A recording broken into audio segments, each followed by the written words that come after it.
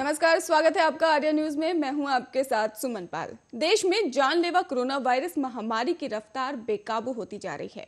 साथ ही कोरोना के सबसे खतरनाक वेरिएंट ओमिक्रॉन के मामले भी तेजी से बढ़ रहे हैं।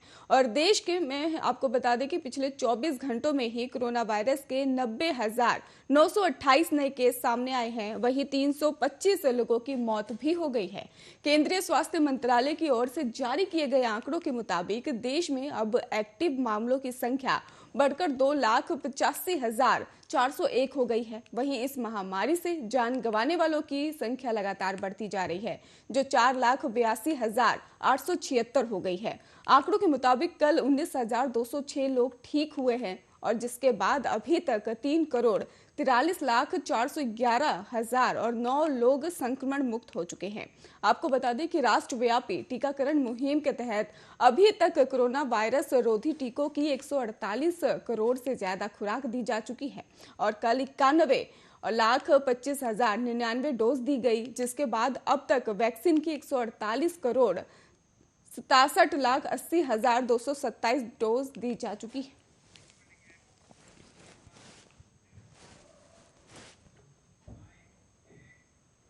ब्रिटेन में कोरोना वायरस संक्रमण के मामलों में तेजी देखी जा रही है। देश में आपको बता दें कि 2,18,724 रिकॉर्ड सामने आए हैं और इस बीच ही सरकार ने ये नियमों का बदलाव भी किया है।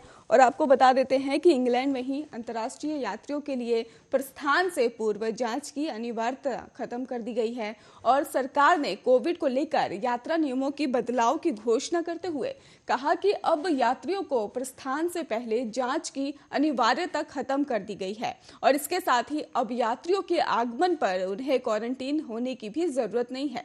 मीडिया रिपोर्ट के मुताबिक पर्यटन उद्योग ने सरकार से यात्रा नियमों में बदलाव करने का आग्रह किया था और कहा था कि समुदाय के भीतर ओमिक्रॉन संक्रमण की अधिक दर के मद्देनजर ही इन यात्रियों के कारण कोई वास्तविक प्रभाव नहीं पड़ेगा। आधारिक आंकड़ों से पता चलता है कि इंग्लैंड में ही 15 से एक व्यक्ति 2021 के अंतिम हफ्ते में कोरोना वायरस से संक्रमित था। आपको यह भी बता दें कि ब्रिटेन के प्रधानमंत्री बोरिस जॉनसन का कहना है कि अब ओमिक्रॉन का इतना प्रसार हो चुका है कि इन उपायों का संक्रमण के मामलों में ही बढ़ोतरी पर सीमित प्रभाव पड़ रहा है और जबकि ट्रैवल उद्योग पर लागतें बनी हुई है। प्रधानमंत्री बोरिस जॉनसन ने कहा कि संक्रमण को रोकने के लिए पिछले महीने में लगे यात्री प्रतिबंध को अब अप्रभावी कर दिया गया है और इंग्लैंड में शुक्रवार से हम प्रस्थान पूर्व जांच की अनिवार्यता को खत्म कर देंगे। इस वजह से कई यात्रियों को यात्रा करने में दिक्कतें आ रही थी। रैपिड इंजन जांच में भी संक्रमित पाए जाने के बाद से ही PCR जांच से पुष्टि की जाने के बाद से ही अनिवार्यता अब समाप्त होगी। इंग्लैंड में सभी तक रैपिड इंजन जांच में भी संक्रमित पाए जाने के बाद PCR जांच कराना अनिवार्य था और यूके में पिछले साल नवंबर के अंत में ओमिक्रॉन वेरिएंट के आने के कारण कोविड संक्रमण के मामलों में एक नया उछाल देखा गया है। हाल ही के दिनों में अगर बात की जाए तो यहां आपको बता दें कि दैनिक मामलों की संख्या 2 लाख की सीमा को पार कर गई है।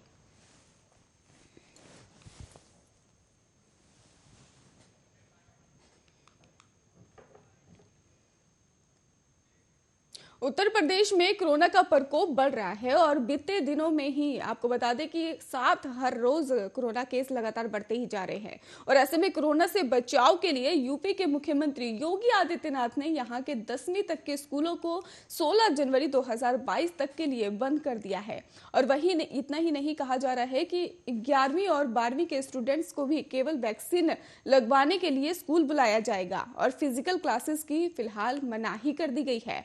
शेष अवधि में भी क्लासेस ऑनलाइन संचालित की जाएंगी। और बता दें आपको कि पहली बार जारी हुए आदेशों में यह भी कहा जा रहा है कि स्कूलों को 14 जनवरी यानी कि मकर संक्रांति के दिन तक बंद करने की बात कही गई है, लेकिन अब इसे 2 दिन के लिए और बढ़ा दिया गया है। दरअसल यूपी में ही तेजी से कोरोना के मामले लगातार बढ़ते ही जा रहे हैं और इसे देखते हुए एहतियातन स्कूलों को बंद करने के निर्देश पारित हुए हैं। प्रदेश में 24 घंटे के अंदर कोरोना के 2000 से ज्यादा ऊपर नए मामले सामने आ चुके हैं और वर्तमान माहौल को देखते हुए यूपी में क्लास 10 से के बाद से स्कूलों को 16 जनवरी तक बंद करने के लिए कहा गया है।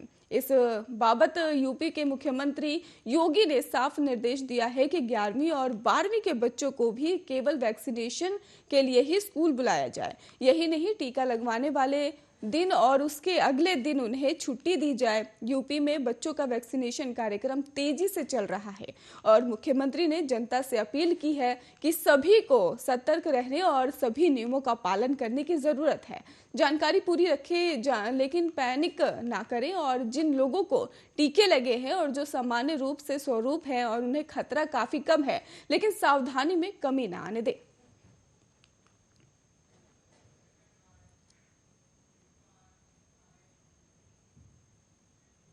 वैक्सीन बनाने वाली कंपनी भारत बायोटेक ने बुधवार को ही स्पष्ट किया है कि कोवैक्सीन का टीका लगवाने के बाद किशोरों को पैरासीटामोल या फिर पेन किलर दवाओं से बचना चाहिए। दरअसल हैदराबाद में मौजूद कंपनी ने कहा कि हमें फीडबैक मिला है कि कुछ टीकाकरण केंद्र बच्चों के लिए कोवैक्सीन के साथ ही 3 पैरासीटामोल 500 मिलीग्राम टैबलेट लेने की सिफारिश कर रहे हैं, लेकिन वैक्सीनेशन के बाद किसी भी पैरासीटामोल या फिर पेन किलर की सिफारिश नहीं की जाती है। उन्होंने फर्म के ही 30,000 व्यक्तियों पर किए अपने नैदानिक परीक्षणों का हवाला देते हुए कहा है कि लगभग 10 या फिर 20% व्यक्तियों में साइड इफेक्ट की सूचना दी। इनमें से अधिकतर हल्के होते हैं और 2 या फिर 2 दिनों के भीतर ही हल हो जाते हैं और दवा की आवश्यकता नहीं होती है। कंपनी ने कहा कि डॉक्टर से सलाह लेने के बाद ही किसी तरह का पेन किलर लेना चाहिए। कंपनी ने कहा कि पैरासीटामोल की सिफारिश कुछ अन्य कोविड-19 टीकों के साथ की गई थी और कोवैक्सीन के लिए ये जरूरी नहीं है। दरअसल देश भर में 15 या फिर 18 साल के बच्चों के लिए कोविड-19 का टीकाकरण 3 जनवरी से शुरू हुआ। बच्चों को कोवैक्सीन की पहली खुराक दी जा रही है और पहले 3 दिनों के दौरान 1.6 करोड़ से ज्यादा बच्चों को टीका लगा।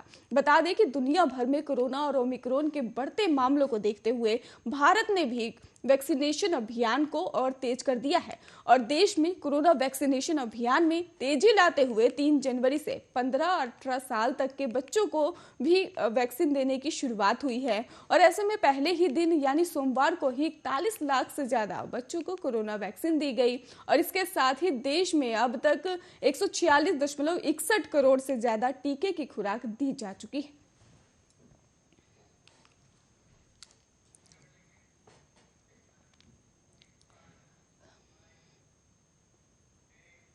प्रधानमंत्री नरेंद्र मोदी की सुरक्षा को लेकर पंजाब में जो लापरवाही हुई उसका जिम्मेदार कौन है, इसे लेकर सियासत भी तेज होती जा रही है। बीजेपी इसके लिए पंजाब सरकार और वहां की पुलिस को जिम्मेदार ठहरा रही है, लेकिन कांग्रेस इसकी जिम्मेदारी एसपीजी और आईबी पर मढ़ने की कोशिश में है। कांग्रेस के बड़े नेता और राजस्थान के मुख्यमंत्री अशोक गहलोत ने ट्वीट करके कहा है कि पीएम के दौरे पर सुरक्षा की जिम्मेदारी एसपीजी और आईबी की होती है और अशोक गहलोत ने साफ साफ कहा कि ये एक गंभीर मुद्दा है और जिस पर राजनीति करने की बजाय एसपीजी, आईबी और दूसरी एजेंसियों की जिम्मेदारी तय होनी चाहिए। पीएम की सुरक्षा में सेंध का मामला गंभीर है, लेकिन कांग्रेस आरोप है कि बीजेपी सुरक्षा में सेंध का ड्रामा कर रही है, जबकि पीएम रैली में भीड़ न होने की वजह से वापस गए। पंजाब के मुख्यमंत्री चरणजीत सिंह चन्नी ने बुधवार को प्रधानमंत्री नरेंद्र मोदी के राज्य दौरे से बीच में ही लौटने का खेद भी जताया, लेकिन कहा कि सुरक्षा में कोई चूक नहीं हुई। उन्होंने कहा कि मैं किसानों पर लाठीचार्ज नहीं करवा सकता और सीएम ने चन्नी के कहा कि मैं एक बात कहना चाहता हूं कि किसी भी नुकसान से पहले मैंने अपना खून बहा दिया होता। यह पंजाबियों की भावना है। उन्होंने कहा कि कोई पंजाबी व्यक्ति राज्य में आने वाले अतिथि पर हमला करने के बजाय मरना पसंद करेगा। ये पूछे जाने पर कि यदि प्रधानमंत्री को सड़क या अन्य मार्ग से यात्रा करनी हो तो क्या इसे सुरक्षित करने की जिम्मेदारी राज्य की एजेंसियों की है। चन्नी ने कहा कि मुख्य नियंत्रण एसपीजी और आईबी पर था और उन्होंने कहा कि इसमें केंद्रीय गृह मंत्रालय सीधे तौर पर शामिल था और पंजाब सरकार की ज्यादा भूमिका नहीं थी। उधर पंजाब बीजेपी के अध्यक्ष अश्वनी शर्मा ने मुख्यमंत्री चन्नी का इस्तीफा मांगा है। आप नेता भगवंत मान ने ट्वीट करके इसे चन्नी सरकार को निशाने पर लिया। उन्होंने कहा कि पंजाब में हर एक व्यक्ति की सुरक्षा की जिम्मेदारी पंजाब सरकार की है। भले कितने भी मतभेद हो, प्रधानमंत्री की सुरक्षा में चूक बेहद चिंताजनक है। बीजेपी नेता रविंद्र रैना ने भी तो सोनिया गांधी पर ही हमला बोल दिया, जबकि पंजाब के पूर्व सीएम कैप्टन अमरिंदर सिंह ने पंजाब सरकार को बर्खास्त कर राष्ट्रपति शासन लगाने की भी मांग की है।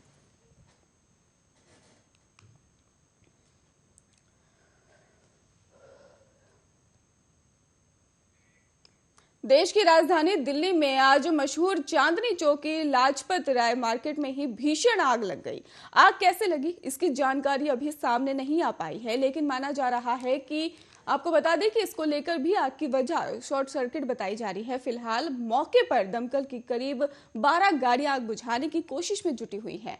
आग में किसी की जान जाने की कोई जानकारी फिलहाल सामने नहीं आई है और दमकल विभाग के साथ काफी संख्या में स्थानीय लोग भी वहां मौजूद हैं, जो राहत बचाव कार्य में जुटे हुए हैं। दमकल विभाग ने बताया है कि हमें सुबह करीब 4:45 बजे ही आग लगने की सूचना मिली थी और माना जा रहा है कि आग की चपेट में करीब 60 दुकानें आई हैं।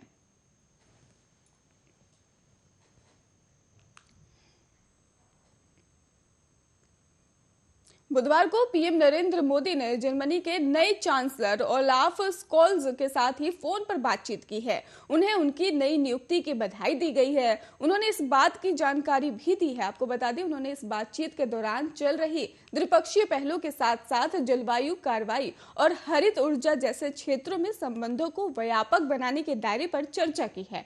फोन पर हुए बात के दौरान ही पीएम ने भारत जर्मनी रणनीतिक साझेदारी को मजबूत करने में पूर्व चांसलर एंजेला मर्केल के अपार योगदान की सराहना भी की और कहा कि उन्हें उम्मीद है कि ओलाफ के नेतृत्व में भी दोनों देशों के रिश्ते में मजबूती आएगी।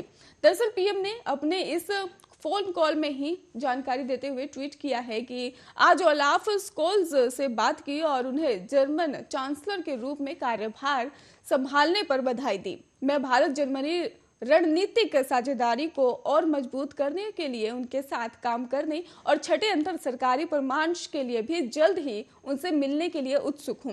प्रधानमंत्री कार्यालय ने कहा कि दोनों नेता इस बात पर सहमत हुए हैं कि नई जर्मन सरकार द्वारा घोषित शासन प्राथमिकताओं और भारत की अपनी आर्थिक दृष्टि में महत्वपूर्ण तालमेल था।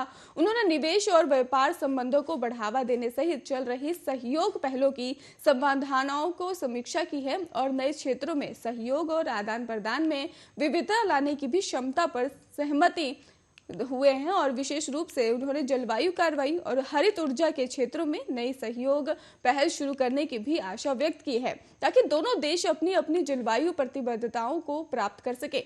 आपको बता दें कि बुधवार को ही जर्मनी की संसद ने ही देश में ही 9वें चांसलर के रूप में ओलाफ सोल्ज को ही निर्वाचित किया है। ओलाफ सोल्ज के निर्वाचित होने के साथ ही एंजेला मर्केल के 16 साल के कार्यकाल के बाद से ही यूरोपीय संघ के सबसे घनी आबादी वाले देश में ही एक नए युग की शुरुआत हो गई है।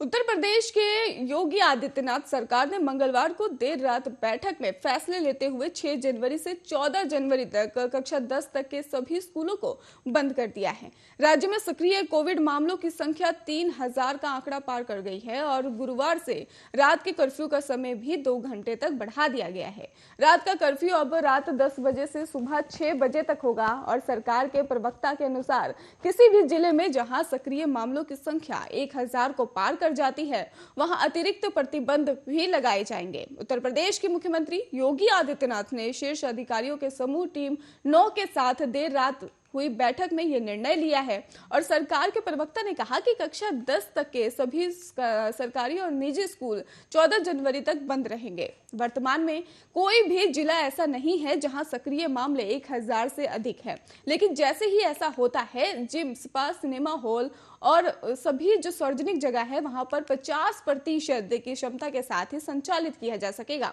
और 6 जनवरी से शादियों सहित किसी भी कार्यक्रम में 100 से ज्यादा लोगों को अनुमति नहीं दी जाएगी। यदि अगर वे बंद हॉल या कमरे में आयोजित किए जाते हैं तो खुले स्थानों में जमीन की क्षमता के 50% से अधिक की अनुमति नहीं होगी और मास्क और सैनिटाइजर का प्रयोग भी अनिवार्य कर दिया गया है। आपको बता दें कि मुख्यमंत्री योगी आदित्यनाथ ने कहा है कि राज्य में प्रतिदिन कम से कम 3-4 लाख टेस्ट किए जाएं और पिछले कुछ दिनों में ये औसतन 1.5-1.7 लाख परीक्षण कर रहा है, क्योंकि मामलों की संख्या में तेजी दिखाई देने लगी है। उन्होंने ये भी कहा है कि इस बार कोविड-19 परीक्षण करने के लिए अधिकृत होने से पहले निजी परीक्षण प्रयोगशालाओं के पिछले रिकॉर्ड की जांच की जानी चाहिए। आपको बता दें कि नोडल अधिकारी नियुक्त किए जा रहे हैं जो अपने जिलों में जांच करेंगे।